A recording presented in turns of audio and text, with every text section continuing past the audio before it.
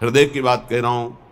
आज हाथ जोड़ के प्यार से, शासन से, हर तरह से आपको भगवान प्रेरित करके निकाल रहे हैं। इस दलदल से निकल चलो।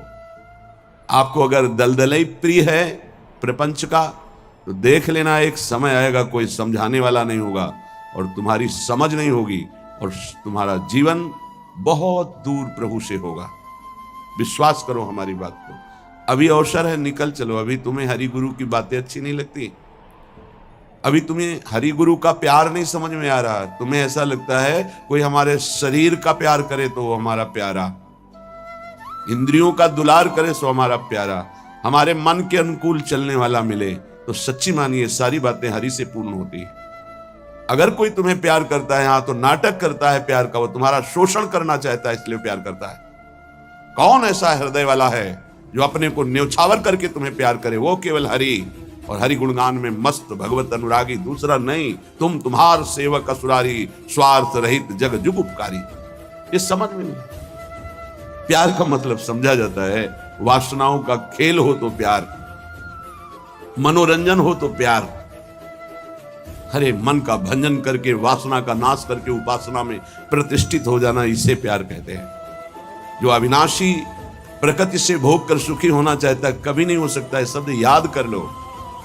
खाते खाते दांत टूट जाएंगे, देखते देखते आंख फूट जाएगी, शरीर नष्ट हो जाएगा, पर वासनाएं ज्यों की त्यों रहेंगी और बढ़ती चली जाएंगी। ये जो जलन होती है, यही भस्म करती है वासनाओं को। सच्चे उपासना के मार्ग में चलने वाले जलन की परवाह नहीं करते, कष्ट की परवाह नहीं करते, वही उस परम पद के अधिकारी होते हैं। कल एक ने प्रश्न किया कि ऐसा कोई मार्ग बताइए जिसमें कोई कष्ट न हो, भगवत प्राप्ति हो जाए। घर बैठ जाओ। ऐसा सृष्टि में लौकिक मार्ग नहीं है तो अलौकिक मार्ग की क्या बात? अगर आपको 500 रुपए चाहिए तो लेबरी करनी पड़ेगी, 8 घंटे मजदूर बनना पड़ेगा और ठेकेदार की बातें सुननी पड़ेगी। कोई भी कार्य करो आप, क्या सहज है, क्या सुखपूर्वक है? लेकिन आप लक्ष्य जब धन रखते हैं तो बड़े से बड़े कष्ट और कटु वचन को सहते हैं। आप जब दुख से निकलने के लिए लक्ष्य बना लिया भगवत प्राप्ति, तो फिर ये मनोरंजन कैसा?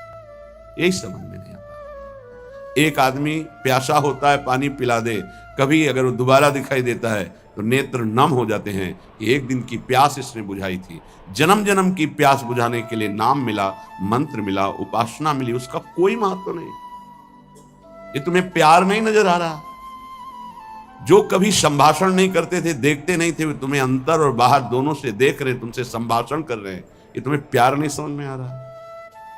हमारी तो यही समझ में नहीं आ रहा कि उपासक का लक्ष्य क्या है। अगर लक्ष्य नहीं है तो तुम्हें कोई भी बदल नहीं सकता, और लक्ष्य है तो तुम्हें कोई बदल नहीं सकता। दोनों बातें समझ लो। लक्ष्य नहीं है तो तुम्हें परमार्थी कोई नहीं बना सकता, और लक्ष्य है तो तुमको कोई स्वार्थी नहीं बना सकता। चाहे जितना कुसंग हो जाए, तुम्हारा परिवर्तन नहीं हो सकता, क्योंकि तुम्हारा लक्ष्य है हरि गुरु को प्राप्त करना। उपासक समझिए, एक एक कदम तुमको प्यार मिलता चला जा रहा है। जानते हो, केवल पेट भरने के लिए, शरीर में वस्त्र पहनने के लिए और वास के लिए पूरा जीवन मेहनत करते हैं लोग, तब वो प्राप्त होता है। तुम्हें आदर के साथ ये सब बिना किसी प्रयास के मिल रहा है। किस लिए? तुम भगवान के हो, प्रियालाल के हो। इस बात की तुम्हें इज्जत रखनी है कि तुम प्रभु के दास हो, उसी की सब सुविधा है। अगर दासत्व विषयों का रखोगे तो छल कर रहे हो हमारे प्रभु के साथ। ये छल तुम्हारे हृदय को ताप पहुंचा देगा, ऐसा ताप जो कहीं शांति नहीं मिलेगी। समझ में? मेरे प्रभु उतरते चले जाते हैं, झुकते चले जाते हैं आपको उठाने के लिए। आप ऐंठते चले जाते हैं कि आप कुछ हैं, भोगना पड़ेगा आपको आगे। शब्द याद कर लीजिए। आगे आपको प्रतिकूलता ऐसे घेरेगी कि फिर कोई बचाने वाला दिखाई नहीं देगा, वो आप क्लेशित होंगे। इसलिए सावधान हो जाइए, परिस्थिति को सहना सीखिए। सहत सहत बाढ़े भगति गृह तनु गुरु हित गार। जो सहनशील है वही महात्मा होता है, जो सहनशील है वही प्रेम रस का अधिकारी बनता है, जो सहनशील है वही प्रियाजू का कृपा पात्र बनता है। प्रियाजू कृपा पे कृपा करती चली जा रही, संसार समुद्र से निकाल करके अपने महल में रखकर अद्भुत सुख दे रही। यहां जानते हो भजन का स्वरूप क्या है? रहना ही भजन हो जाता है। पर रह कहां पा रहे हो? यहां तन यहां रह रहा है मन विषयों में, मन नाना प्रकार की कामनाओं की पूर्ति में।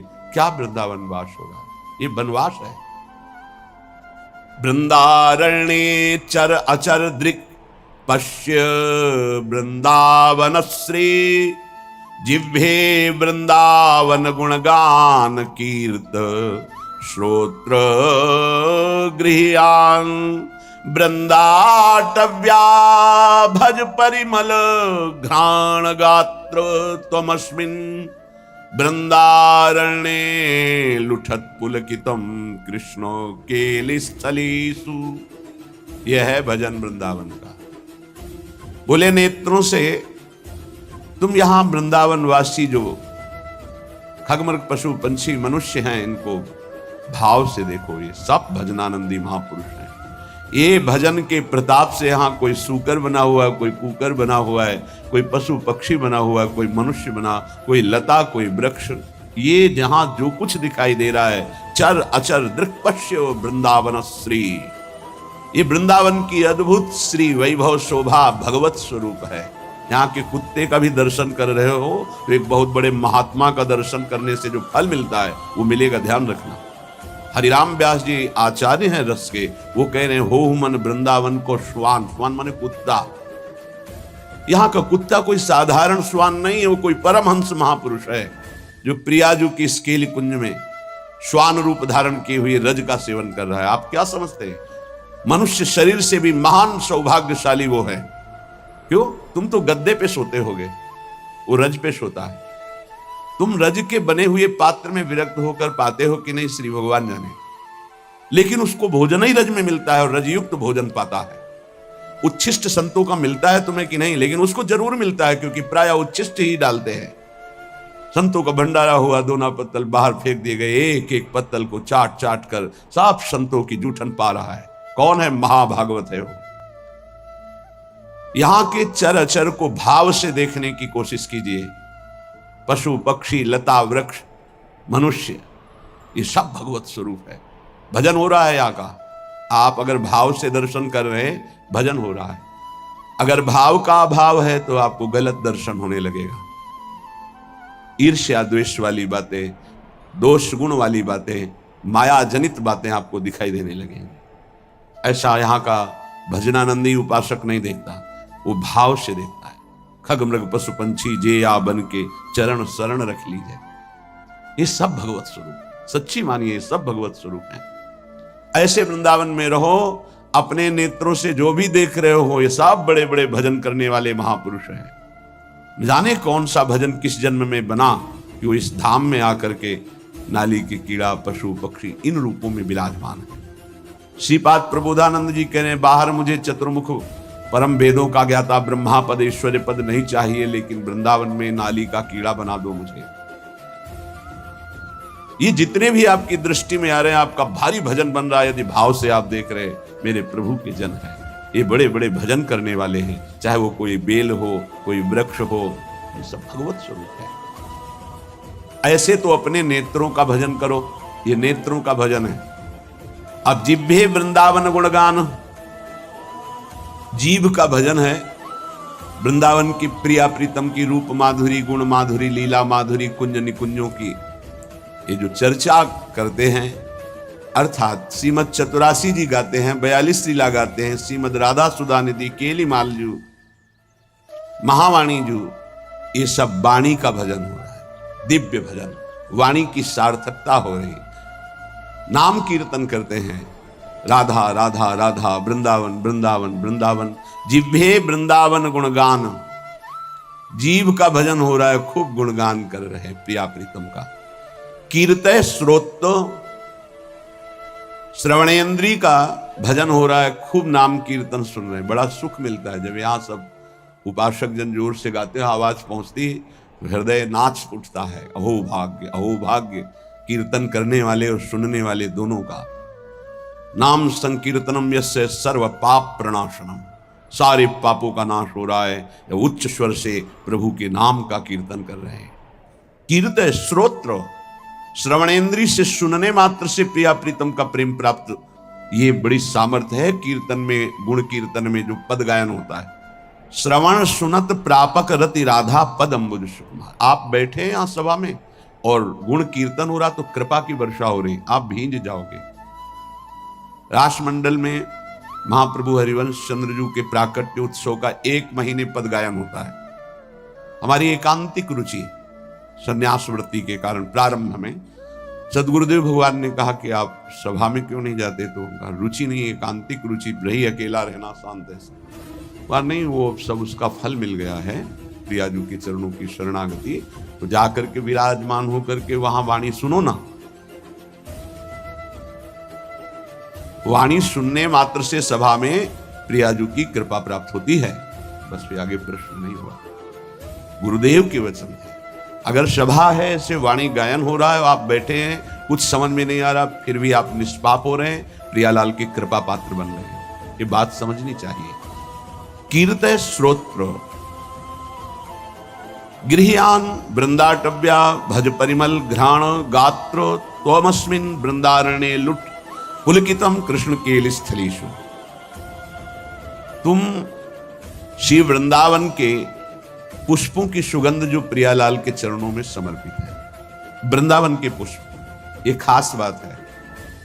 जो हमारी ब्रजभूमि में प्रकट हुए पुष्प हैं, इनकी समानता करोड़ों रुपए का बाहर से पुष्प लाकर अर्पित करो तो मेरे प्रियालाल को उतना सुख नहीं होगा।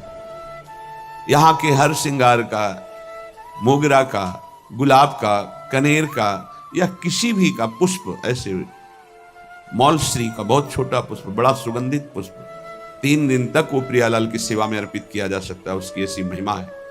उसकी माला बना के या 4 पुष्प रखते हैं। फिर वो जो घ्राणेंद्रिय में प्रसादी सूंघा जाता है, जो प्रियालाल के श्रीअंग में इत्र अर्पित किया, वो प्रसादी जो घ्राणेंद्रिय में, श्री तुलसी जो चरणों में अर्पित की गई, वो घ्राणेंद्रिय में, हृदय में जाके प्रेम लक्षणा भक्ति प्रकट करती है। गृह्यान वृंदावन भज परिमल घ्राण। वृंदावन, वृंदावन की सुगंधित वस्तुएं बड़ी अनन्यता प्रिया प्रीतम के प्रेम में होती है। पूज्य श्री पंडित रामकृष्ण बाबा जी महाराज बड़े सिद्ध महापुरुष हुए। जैसे आप बाहर से आए हैं और फल अर्पित करें, बाबा स्वीकार नहीं करेंगे। तो उनके पास कोई भी वस्तु लाने के लिए ब्रजवासी का सहयोग होता था। किसी ब्रजवासी को दिया, वो ब्रजवासी जब जाके देगा, बाबा स्वीकार कर लेंगे। कोई भी वस्तु है ब्रजवासी के हाथ से, दंडोत बाबा, ये रख दो। हम अमुक जगह से आए बाबा, ये भेंट नहीं, हटाइए। ब्रजवासी अगर प्रेम से कुछ भी तो वो स्वीकार कर। एक बहुत धनी मानी आए बाबा की सेवा करनी, बोले बात भी नहीं करना जाके। बहुत वो दैन्य हुए तो बोले अगर सेवा करनी है तो जो अनुगामी शिष्य जन थे, उन्होंने कहा कि इन घरों में ब्रजवासियों के बाबा माधुकरी लेने आते हैं, इन घरों में सेवा कर दो, वो बाबा को जब देंगे तो वो स्वीकार कर लेंगे। ये थोड़ी सी वृंदावन की निष्ठा रहनी है, जिससे हम उस रस को प्राप्त होते हैं। गात्र त्वमस्मिन् वृंदारण्ये लुंठ। शरीर का यहां पावन होना कैसे होता है? बोले वृंदावन की रज में लोट गया, ये लुंठ। तो पुलकितम कृष्ण केलिस्थलेषु, श्रृंगार रस श्री श्यामा श्याम की इस केली भूमि में जो लोट गया, 84 के चक्र से मुक्त हो गया। पहले बहुत ऐसा दर्शन होता था परिक्रमा मार्ग में, रज में, ऊपर के वस्त्र बाहरी जन भी आकर उतार कर लौटते थे, दंडवती करते थे। ये दुर्भाग्य है कि सुविधा हो गई इस रोड की, दुर्भाग्य है। नहीं, जो रज में परिक्रमा करने में, दर्शन में, लौटने में सुख था, वो इस रोड से थोड़ी है। पर कलयुग भगवान की लीला ऐसी है, इतना आधुनिकता बढ़ती जा रही है कि रज रानी को प्राप्त करना दुर्लभ हो गया। अगर रज रानी ले तो वृंदावन की परिक्रमा में कहां से ले? परिक्रमा तो रोड में अब हो रही है, रोड में रज रानी कहां मिलेंगी? वृंदावन का जो शुद्ध भजन है वो इस रज की अनन्यता से जागृत होता है, वो बुद्धि से नहीं जागृत होता। जो रजोपसेवी जन है उनके हृदय में जुगल जोरी का भाव जागृत होता है। महोज्वल रसोन्मद प्रणय सिंधु निस्यंदनी महामधुर राधिका रमण खेलना नंदिनी, रसेन समधिष्ठिता भुवन वंद्य वृंदया, चकास्तु हृदय में हरे परम धाम वृंदाटवी। उन्माद रस प्रकट करने वाली ये भूमि वृंदावन है, जो ऐसे यहां रहता है एक एक इंद्री को प्रियालाल में लगा के। महोज्वल रसोन्मद प्रणय सिंधु निश्चंदनी, महाउज्ज्वल परम निष्काम प्रेम रस का प्रादुर्भाव होता है जो उन्माद प्रकट कर देता है। श्री किशोरी जी के सहित रमण जी महाराज अर्थात राधा रमण जी महाराज अपनी विविध प्रेममयी क्रीड़ाओं के द्वारा उसके हृदय को अद्भुत आनंद प्रदान करते हैं, जो ऐसी रहनी से रहता है। त्रिभुवन वंदनीय हो जाता है जो वृंदावन वासी, ध्यान दीजिए, त्रिभुवन वंदनीय हो जाता है। कहते हैं कि आप नाम जप करो तो आपकी जिह्वा का रोग ठीक हो जाएगा। हर इंद्री इस समय बीमार है हमारी। नेत्र इंद्री गलत देखना चाहती, श्रवण इंद्री प्रपंच सुनना चाहती, वाक इंद्री प्रपंच की बातें करना चाहती, रस इंद्री सांसारिक भोग भोगना चाहती, जनेन्द्री हर इंद्री अपवित्र हो गई है। इसको इस रहनी से पावन करो। प्रियालाल को अर्पित किए हुए उच्छिष्ट का सेवन करो, प्रसाद का, नाम वाणी का गुणगान करो, नाम वाणी को सुनो, वृंदावन की रज शरीर में लगी रहे। तो महाउज्ज्वल प्रेम रस इसी से प्रकट होता है। वो त्रिभुवन वंदनीय हो जाता है। वो राधा रमण जी की महामधुर लीलाओं का रसास्वादन करता है। ऐसे परमानंद में समधिष्ठित परम धाम श्री वृंदावन हमें स्वीकार करे, अर्थात हमें आश्रय और वास देकर रहनी प्रदान करे। ऐसी रहनी से हम रहें। जन्मनि जन्मनि वृंदावन भुवि वृंदार केंद्र वंद्यायाम, अपितृण गुल्मक भावे भवतु ममाशा समुल्लसाम। अब तो मेरी एक ही आकांक्षा है, श्रीपाद प्रबोधानंद जी महाराज कहते, जन्मनि जन्मनि वृंदावन भुवि वृंदार केंद्र वंद्यायाम। मैं इस वृंदावन भूमि को प्रणाम करके एक वरदान मांगता हूं कि मैं कभी मुक्त ना हो, बार बार मेरा जन्म हो इसी श्री धाम वृंदावन। मनुष्य शरीर के लिए नहीं कहते। अपितृण गुल्मक भावे भवतु ममाशा समुल्लासम। मुझे यहां का तृण बना दिया जाए, गुल्म बना दिया जाए, वृक्ष बना दिया जाए, क्योंकि मनुष्य बनना तो बड़ी दुर्लभ बात है। मुझे बार बार वृंदावन में जन्म मिले, चाहे घास बना दिया जाए, चाहे जो भी, पर मिले वृंदावन में। क्या पाया वृंदावन से कि कह रहे हैं मुझे मुक्त नहीं होना, मुझे बार बार जन्म मिले पर वृंदावन धाम में जन्म मिले। उपासक, इस कृपा को देखो कि जो बड़े बड़े महापुरुष यहाँ की गुल्मलता औषधि वृक्ष पशु पक्षी बनना चाहते हैं, तुम्हें मानव देह में वृंदावन मिला है। क्या तुम्हें प्रियाजू की कृपा नहीं दिखाई दे रही? क्या तुम इस बात को नहीं समझ पा रहे कि तुम्हारे ऊपर कितनी कृपा है? क्या तुमको इन विषयों में आसक्त पुरुषों पर कृपा नजर आ रही कि सौभाग्यशाली है, इनके पास गाड़ी है, इनके पास भोग सामग्री है, ये सौभाग्यशाली है? तुम्हें ऐसा लग रहा है? जरूर तुम्हारी बुद्धि दूषित हो गई। सौभाग्यशाली वो है जिनका संबंध प्रियालाल से है, चाहे वो गृहस्थ हो चाहे वो विरक्त हो। सौभाग्यशाली वो है जिनका लक्ष्य बन गया है भजन करना, नित्य निरंतर अपने इष्ट के चिंतन में रहना। कैसा दुर्भाग्य है कि हम अपने प्यारे को छोड़कर संसार की कोई वस्तु व्यक्ति स्थान का प्यार चाहते हैं। कैसे धिक्कार है बुद्धि को, कैसे समझाएं? अरे बहुत थोड़ा समय है, अभी तो तुम इंद्रियों के भोग विलासिता की चाह कर रहे हो। अभी भयंकर रोग कोई प्रकट होने वाला है, तुम नहीं समझते हो। फिर क्या करोगे? फिर रोग निवृत्ति के लिए रोगे। कर्म कभी डंडा लेके किसी को नहीं मारता, ध्यान रखना। कर्म घटना बनता है, कर्म परिस्थिति बनता है, कर्म भयानक रोग बनता है, कर्म बुद्धि को भ्रष्ट करता है, कर्म डिप्रेशन बनता है, कर्म नाना प्रकार की कुचिंताएं ये बनता है। आप समझो, बुरी दशा आने के पहले बुद्धि बदली जाती है, बुद्धि को भ्रष्ट किया जाता है, बुद्धि को गिराया जाता है। गुरु कृपा पात्र, हरि कृपा पात्र, बुद्धि को छोड़ दे, विषयों की तरफ ये तो बहुत बड़ी हानि का विषय है। सावधान, इस जन्म को मत बर्बाद करो, बहुत कृपा हो गई। कुछ देखी देखा बाबा जी बन जाता है, देखी देखा है, इसकी इसका बाढ़ा जोग, छीजी काया बाढ़ा रोग, सधुवई भाषा। एक ने देखा बाबा जी को तो बड़ा सुख है, उनको क्या पता सच्चे मार्ग के पथिक को जितनी मेहनत है विश्व में कोई सी को इतनी मेहनत है ही नहीं। सच्चाई से समझ लीजिए, कम से कम 5 बजे तक तो सोते ही हैं लोग, वैसे तो 9-10 भी बज जाते हैं। तुम मेहनत करते हो, क्या मेहनत करते हो तुम? बाहरी शरीर की रात रात भर जग करके, दिन दिन भर जग कर अपने मन को मारकर चिदानंद तत्व में लगा रहे। अरे जिस अनंत ब्रह्मांडों के स्वामी को सोचने की भी तुम्हारी सामर्थ्य नहीं कि वो है, वो निरंतर उनके प्यार और दुलार में अपने आप की हर इच्छाओं को भस्म करके, हर परिस्थिति को सह करके आगे बढ़ रहे हैं। तुम्हें क्या पता? किसी भोग को लक्ष्य रख करके संत वेश होना या परमार्थ में चलना, किसी सुविधा को लेकर या किसी पद को लेकर, पक्का समझ लीजिए आपका हृदय जलेगा, आपका शरीर दुखी हो जाएगा, पक्का। यदि लक्ष्य है कि हर कष्ट सहकर श्यामा श्याम की प्राप्ति करेंगे, तो पक्का समझ लीजिए आपका हृदय शीतल हो जाएगा और आपको कोई भी विपत्ति, कष्ट, रोग स्पर्श नहीं कर पाएगा। आएगा, स्पर्श नहीं कर पाएगा। दुख देना तो अलग की बात नहीं। हरि तज होए विषय अनुरागी, वो अभागी है, आप अभागी नहीं हैं। भगवत मार्ग के पथिक इस बात को समझें कि हमारी इंद्रियां जो भोगों की मांग कर रही हैं, उनका मांग पूरी हो जाना बड़े भाग्य की बात है। नहीं, ये अभागी का लक्षण है।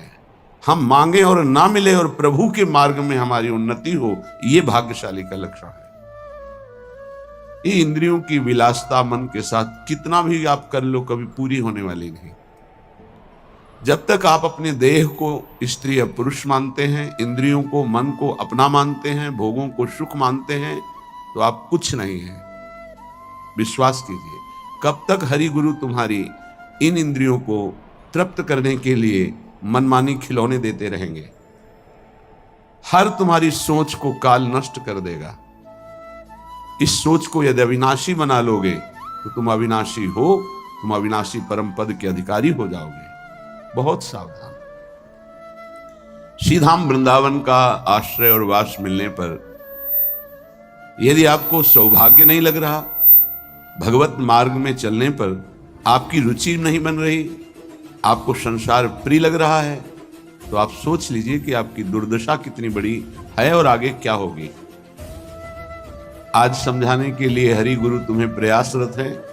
जब बच्चा खिलौने के लिए हठ ही कर लेता है, नहीं मुझे चाहिए ही, तो वही पैसा खर्च करके पिता खिलौना दे देता है। लेकिन अगर खिलौनों का हठ न करता तो गोद में बैठा लेता। कब तक खेलते रहोगे इन खिलौनों से? ना ये खिलौने रहेंगे, ना खेलने वाला तुम्हारा शरीर रहेगा। इसलिए सावधान।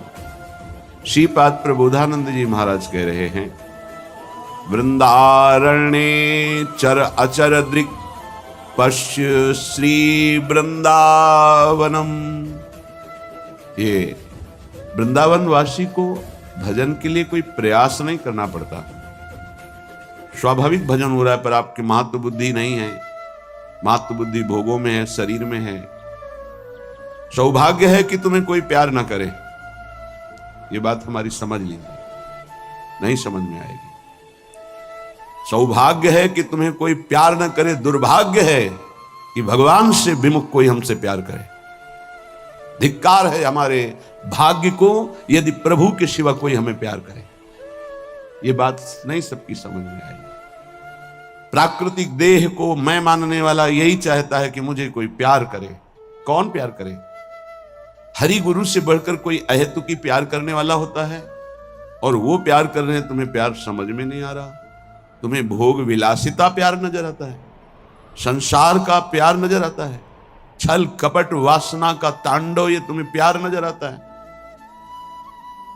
बहुत बढ़िया अवसर है, निकल चलो, नहीं भोगना पड़ेगा। आगे ऐसा अवसर आएगा जीवन में जो तुम्हें ऐसे गर्त में गिराएगा जहां से कोई निकालने वाला नहीं होगा।